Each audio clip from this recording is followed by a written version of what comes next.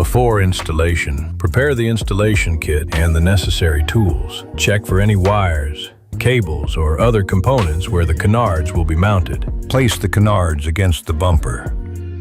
Place them on the bumper so that their entire surface is in contact with the bumper surface. There should be no gaps. Then, mark this location with masking tape. Mark the canard mounting locations on the bumper. Then, use screws to secure the canards to the bumper.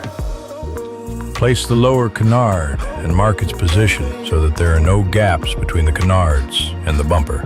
Mark the position of the lower canards. Measure the distance between the lower and upper canards so that they are equal at both ends.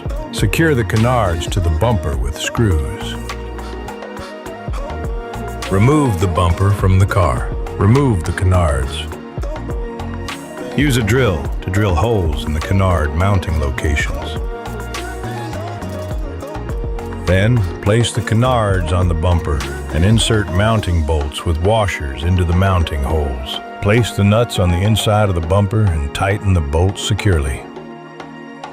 Mount the bumper to the car. Done.